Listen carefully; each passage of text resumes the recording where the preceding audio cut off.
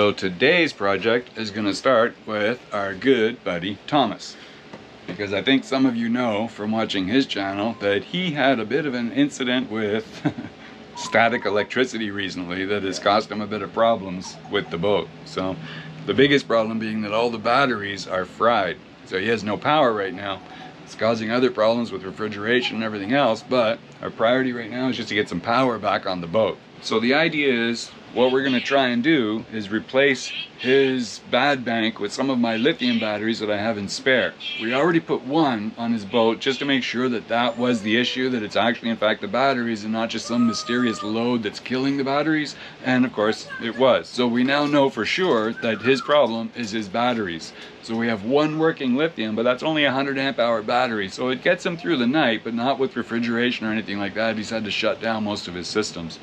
But I think what we're going to do is add in a second one now and do some more testing. Now, I've got two brand new ones under my sofa here, so we're going to open that up and let him use one of those. But that's my 24 volt bank that I use for the windlass and the water maker. And I still need to be able to use those, so I need to replace the battery. But I have a few of these batteries that have suffered damage to the BMS. Now, the only way to get a Battleborn open is actually cut it open, so you have to destroy the casing. But I'm going to remove this BMS and just go straight to the lithium, because the lithium I know I've already tested works perfect. The lithium has no issues whatsoever. The problem is the BMS. These BMSs seem to have an issue with being put into series circuits at 24 volts. Maybe 48 as well, I don't know, but my bank was 24 volts and that's where we had the issue. I'm using these batteries kind of like a big capacitor. In other words, I'm not draining them down, I'm just using them to sustain large loads momentarily, like the windlass and the water maker, okay? So all I need to do is be able to just withstand that load when it starts up, and then there's a battery charger kicks in and automatically takes up the load. So what I need to do here is just disconnect and remove this BMS, and then we're going to put in one bypass cable, this guy here, and this is what we're going to use for the high amperage bypass for the BMS. So once we remove all of this, then we're just going to have one black cable that comes from here and across the battery and just over to this terminal right here. You see, this is a good heavy duty solid marine gauge cable. It's tinned copper, so it'll last probably just as long as the battery. It's a good piece of wire, and being that these batteries are rated for 100 amps, this will handle that amount of current no problem at all, especially over just a short distance of less than 1 foot.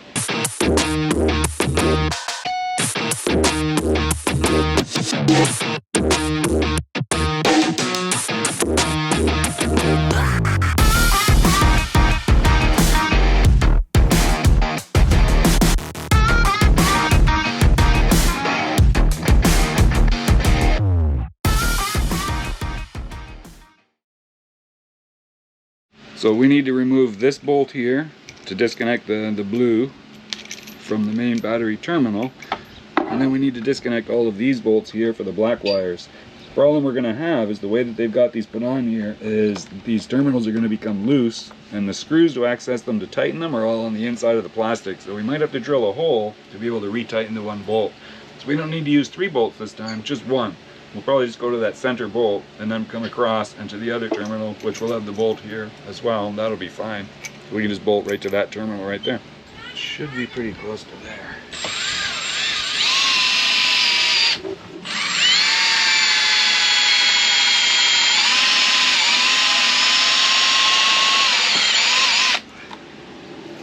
So yeah, you just turn it that way until it gets a little more loose. Good. People will say, well, you don't even use insulated tools.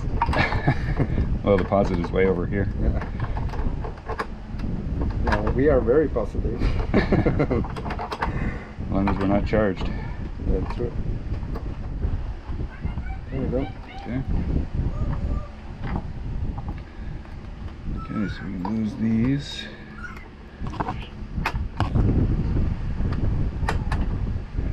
Okay. So like here, like this. There we go.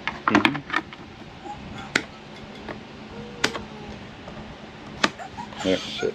Yeah. This off. Then we have only this one. Yeah, which is the temperature sensor.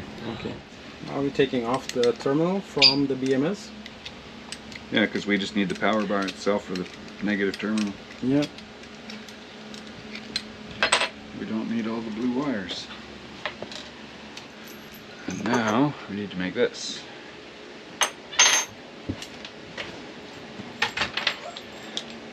So let's get rid of this and we start with clean wire. There.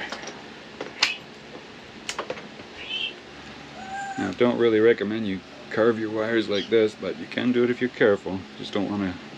You just want to get just to the wire and then stop. So you just stop and check once in a while, and there you go. Only cutting the jacket, not the wires. That's a good size for there.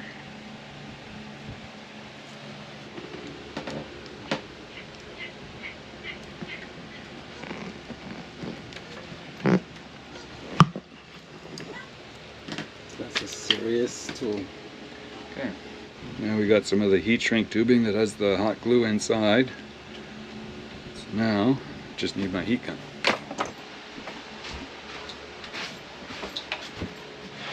And this is how we insulate terminals. Old captain's glow.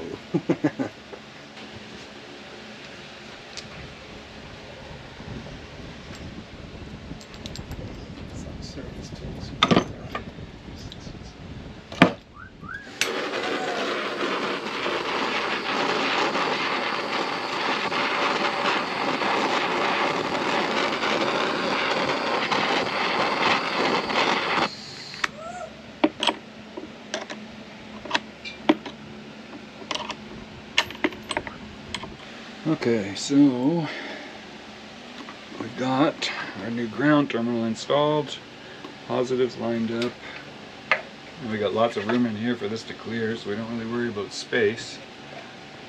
Just line that up and drop it back in place. Alright, so we got our trusty duct tape job done on the battery. That'll hold it together for us for now, so I can still take it apart easy when I want to replace the BMS. Now we need to get into where the two other batteries are. So this is the battery that we're going to replace right there. This is a new one that has a good BMS, because I want to make sure Thomas has a good BMS on his boat, because he's going to be discharging fully. I'm not. These batteries stay topped up all the time, so it's kind of a waste having lithium here, but it's just what I've got at the moment. So we're just going to take this one out, swap the two out, and take this one to Thomas' boat, and he should be good as gold. So now the first thing to remember is I'm putting this battery back into a series circuit of 24 volts, which means they both need to be topped up before they're put in series, otherwise they will never equalize. So this battery's not full yet, so before we actually transplant, we're going to top this one up first. So I'm just using one of my smart controllers. I'm going to hook it up to my 48 volt system to use as the PV input, and then just run the 12 volt output into the battery. But I'm just waiting. I got to upload the new firmware first, because I haven't had this one plugged in a little while, and Victron has new firmware. So that should be done momentarily, and then we'll get it charging. Alright, let's check our voltage. Yep, there we go, 14.02. So you're happy with that? Perfect. Yeah, that's even higher than I thought it would be. It's holding voltage perfectly. Cool. She's full. Alright, so what we need to do here is we'll turn off the battery switch, because I've got one just emergency disconnect on my 24 volt system, and we just disconnect these two wires, pull this battery out, put this new battery in its place, hook the two things up again, open the switch. Finito. So I'll go into my Victron Connect, large panel, small panels, 24 volt bank charger, that's that one right there. It's operating 230 volts right now, or 230 watts, floating at 27.2.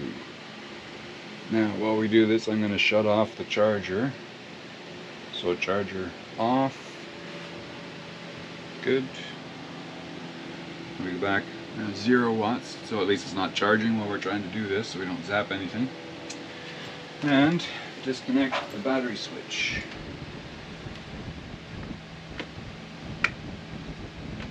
Okay, and now we have 0 volts also. So it's feeding from the 53 volt system, but the 24 volt system is completely disconnected. So we're safe.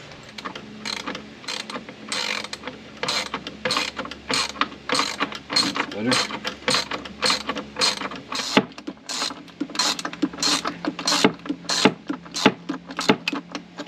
Okay, Kiki.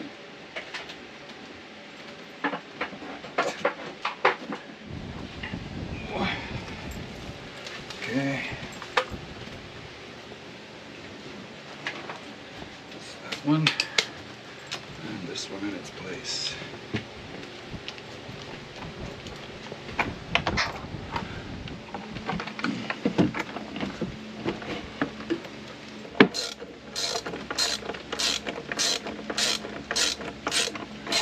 Very important to be careful with the tools here and don't short the terminals. Why do you have 24 volts there? Why do I have 24 volts? Yeah. This is the battery bank that runs my windlass, the new Lumar 24 volt windlass, and the 24 volt Schenker water maker, because they're both at 24 volts because they're more efficient, both of them. And now we should have 24 volts here again. So let's test it. Turn on the phone. And the benefit with 24 volt is you can have The same power with half the current. Yeah. So it's much better for strong motors. Then this has a strong motor for the water maker. And the one at the windlass is a very strong motor on a very long line. So the lower the amperage, the better it's going to work. So it's better when you have a distance with cables to have 24 volt system. Right. Okay, so you see we're still 0 volts here. We're going to turn this on. That's one of the challenge with modern production yachts. They have 12 volt system and big boats. Yeah. They should have 24. No, I don't know why anybody uses 12 volts hardly at all. I mean, we use such high amperage devices nowadays. Why doesn't everybody go 24? But yeah, I think we're getting closer to that. But I think they're actually going to skip over that now and go straight to 48, because again, 48 is so much more efficient again. This is Shearwater 68. Okay, so I've turned on the switch.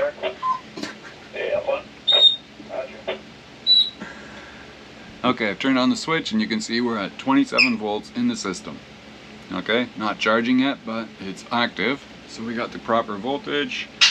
Now I go in, battery, and enable the charger. 24 volts, maximum charge current 50 amps. And it's on bulk. And it'll start picking up the loads now and seeing how much current the battery needs in order to bring the voltage back up. So you see it just slowly rising up. There we go, 1400 watts. oh, It'll do that just for a few minutes or a couple of minutes, because you see the voltage immediately came up to 28, so that battery is almost full. It's just putting in that little bit extra now to equalize the two of them and fill them both up. There you see it's dropping back already and switching to float, because it knows they're both topped up. perfect. Finito. We're in business. Alright, so my system is good, we're covered. We'll do a test with the windlass or something. Yeah. Make sure it works properly. And then we're good to take that battery over to your boat and get you back in action. Oh. Okay. Okay, we are at Thomas's boat. So we got the battery here and ready to go. Yeah. So what do we got downstairs? Let's have It's a look. mess. Aren't they always? Wow. Okay, so old batteries. Oh, you got the table out already, cool. So you've taken the table out. You got lots of storage under here. Yeah. Cool, so this is where your normal batteries are, and then two under here. Mm-hmm. There's been 3 in 2 layers there. And then 2 Over here. Yeah. Okay, and that's where these two came out of. Well, we can see you got the one Battleborn in there. That's what's running the boat right now. Man, pretty amazing you're able to run the boat with just one battery. Yeah, but I don't have that much, well. No, had to cut down a few things, like obviously the fridge. But and normally I don't run too much either, but of course now it's not fridge, no cooler, no freezer. Oh, you've got the frame taken off now, so everything you can just pull forward. is actually, Okay. now it should be possible to... Just pull it forward and out. Wait a second, yeah, it should be. This is loose, so Okay. it should be. Yeah. A little bit at a time. Might be just binding up here No, on the seal or something. There you it's just go. very tight. I've done this before. Looks like a lot of fun. No, not really. Okay, you got it on the other side now or what? Yeah, We just drop it straight down on the floor? I think so. How heavy is it? Not heavy at all. Okay. Okay, got it? Yeah. Straight down? Yeah. At least they left lots of wire at the back. Okay. Yeah. Push it your way a bit. Yeah. Destroy the cabinets. Just roll it like that. Okay. So if we put it like this, we can work on it right here. Yeah. So this is the culprit. She stopped Okay, working and, completely. Right, but here is our compressor. So we got a Danfoss, looks like a BD50. Yeah, 12 volts. So we just got to test it. These outlets right here, make sure we got good power. We'll turn it on and see what it's doing while we're measuring this voltage. The refrigeration guy. Okay, so this one's good and tight. Yeah. It's solid. But these are just quick disconnects, which are usually bad for, you know, if they get unseated or anything, they can cause resistance. Mm-hmm. And this one's very loose. So let's start with tightening this up a little bit. Yeah. If you got a pair of pliers, I'll just pinch it a bit. That'll work. And you got the breakers off right now, Yeah. right? Okay. Alright, so the fridge switch is off. Yeah. And the breaker is still off. Breaker's on now. Breaker's on, okay, so these should be live. So, let's see what we got here. Oh, 14.2, that's good. Okay, now go turn on the switch for the fridge, Okay. and let's see what it does back here. 13.8, now it stopped again. Okay, so it stopped. Mm-hmm. Okay, so these connections are good. So I'm gonna kill the switch. No. Okay, so negative, positive is on the bottom. Just tightening up and freshening the connections and see if anything back here is just loose. Because the compressor's getting power, but then it's shutting off instantly. So if it's not voltage, then there's a possibility it's got an overcharge. In which case I'll need to go back and get my gauges and just hook up here and see how much pressure's in it. Mm-hmm. Because your temperature's a lot hotter down here, so maybe it's just overcharged, I don't know. Hmm. We'll see. Okay, let's test this one. Okay. And off again. So everything is hooked up and working, but the compressor itself has some kind of issue.